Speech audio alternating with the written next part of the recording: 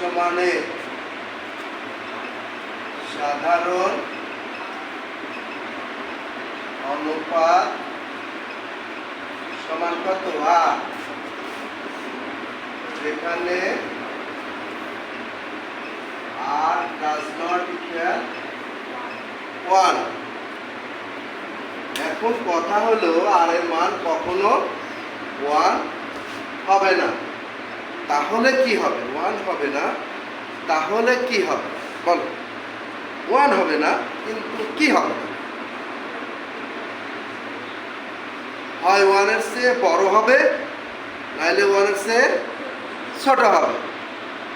1 হবে না, এইটা শর্ত হচ্ছে 1 হবে না, তাহলে কি হবে? 1 এর চাইতে বড় হবে, নাইলে কি ছোট হবে। তো আমরা একটু সংখ্যা রেখে দেখি।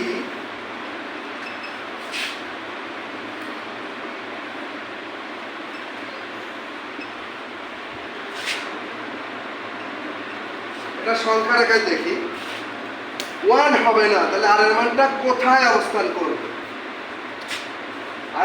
আরেকটু এদিকে দেখি, 1 হবে না, mod r less than 1 অথবা mod r greater than 1। তাহলে এই শর্তের আলোকে আমরা বলতে পারি যে r এর মান যদি 1 না হয়, তাহলে পরে 1 এর চাইতে হয় ছোট হবে, নইলে কি বড় হবে। কথা হচ্ছে। তো এখন r এর মান যখন r less than 1 হয়, r less than 1 হয়, তখন কি হয়? তাহলে 1 থেকে less than, 1 থেকে less than মানে কোন দিকে? এই দিকে। 1 এর থেকে ছোট, তার মানে কি? 1 থেকে বাম দিকে আসবে। ছোট মানে কোন দিকে আসবে? বাম দিকে। আর বড় মানে কোন দিকে? ডান দিকে। এখন কথায় যে মডেল আর একটা ফাংশন আছে, যে mod r less than 1 হলে আমরা এখানে পাই r less than 1 অথবা r greater than -1, less than 1 r greater than -1। গত ক্লাসে আমি দেখাইছি। এখন এখান থেকে মডেল ফাংশনে যাব না, আমরা দুইটা শর্ত আছে। mod r less than 1 হলে r less than 1 অথবা r greater than -1। তাহলে পরে এখন খেয়াল করতে হবে, 1 থেকে আবার ছোট বলতেছে, আবার কি বলতেছে? -1 থেকে বড় বলতেছে। তাহলে ঠিক, তাহলে মাইনাস ছোট বলতে বাম দিকে আসবে, বড় বললে ডান দিকে যাবে। তাহলে আমার এখান থেকে কোন দিকে যাবে? ডান দিকে যাবে। অর্থাৎ এই শর্তের আলোকে বোঝা যাচ্ছে যে r এর মানটা হবে -1 থেকে বড় এবং 1 থেকে ছোট, অর্থাৎ -1 থেকে 1 পর্যন্ত সীমাবদ্ধ থাকবে। ক্লিয়ার আছে?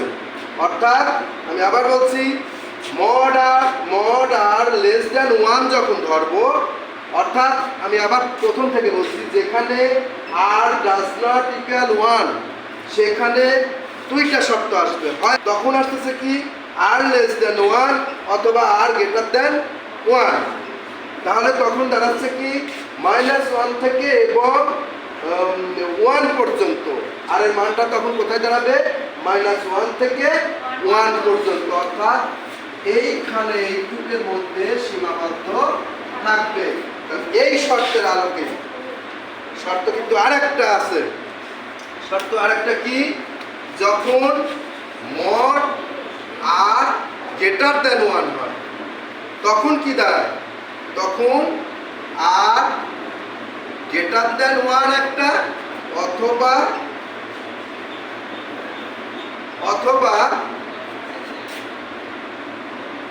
r less than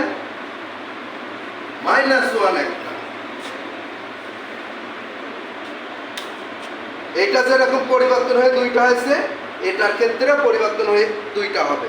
একটা r থেকে বড় হবে, 1 থেকে বড় হবে, আর একটা কি -1 থেকে ছোট হবে। তখন কি দাঁড়াচ্ছে খেয়াল করো, তখন কি দাঁড়াচ্ছে -1 থেকে ছোট হবে, -1 থেকে ছোট হবে।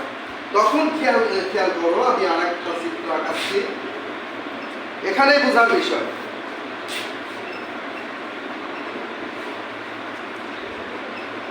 তাহলে এইখানে আমার দাঁড়াচ্ছে কি -1 থেকে 1 এর মধ্যে অবস্থান করবে।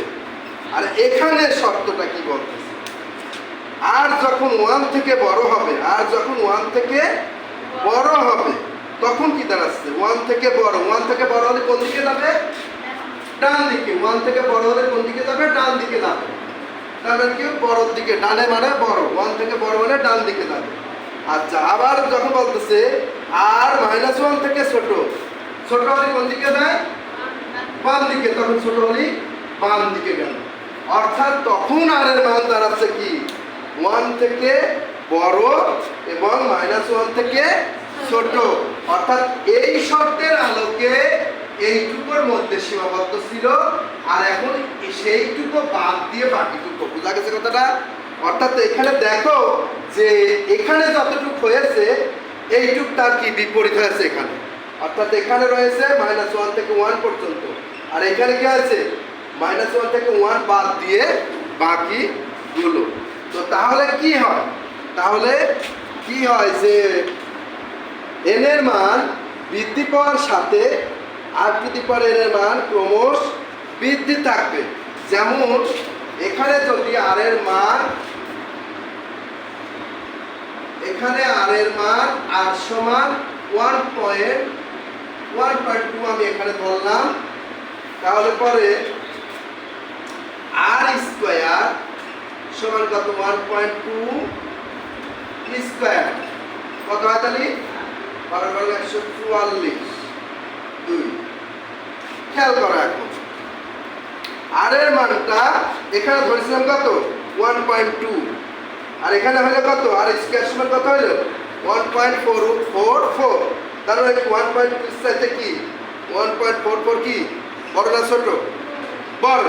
কারণ এখানে যদি 1 টাকা 20 পয়সা হয়, এখানে 1 টাকা 40 পয়সা হয়েছে, তার মানে কিন্তু বড়। তাহলে r থেকে r স্কয়ার বড়। আমি যদি আরেকটু ধরি, তাহলে পরে r⁴ সমান 1.2 হোল কিউব। এটা রেজাল্ট কত হয়,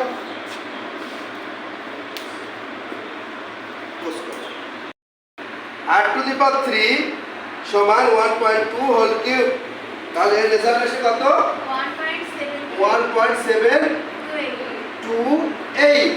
তাহলে দেখা যাচ্ছে কি যে আমি যদি এখানে 1.2 ধরছিলাম আর এর মান, তাহলে r স্কয়ার সমান কি হয়েছে 1.44, আর কিউব সমান কি হয়েছে 1.728, যা 1.2 থেকে 1.44 বড় এবং 1.44 থেকে 1.728 বড়। তার মানে কি আস্তে আস্তে বৃদ্ধি পাচ্ছে, অর্থাৎ বড় হচ্ছে। যখন r এর মান আমরা 1.2 ধরছি, অর্থাৎ এই শর্তের আলোকে আমরা এখানে পাইলাম কি r এর মান যতই বৃদ্ধি হয়, তাহলে পরে r⁴ এর মান কি হবে, বড় হবে। r⁴ এর মান বড় হবে। বড় যদি হয় তাহলে দেখা যাচ্ছে কি এই ক্রমশই বেড়ে যাবে। অর্থাৎ এই ক্ষেত্রে ধারাটির কোনো সমষ্টি নির্ণয় করা সম্ভব নয়। বোঝা গেছে কথাটা? অর্থাৎ সমষ্টি নির্ণয় করা সম্ভব নয়। কেন, বুঝতে পারছো? ওর যখন আমি আবার বেশি ধরলাম, অর্থাৎ তার থেকে এই যে 3 ধরলাম, এরকম করে কি মৃত্যুর আগ পর্যন্ত আমি এই মান এরকম বসায় যেতে পারবো। বোঝা গেছে? তাহলে পরে কখনোই নির্দিষ্ট সমষ্টি পাওয়া যাবে না। বোঝা গেছে?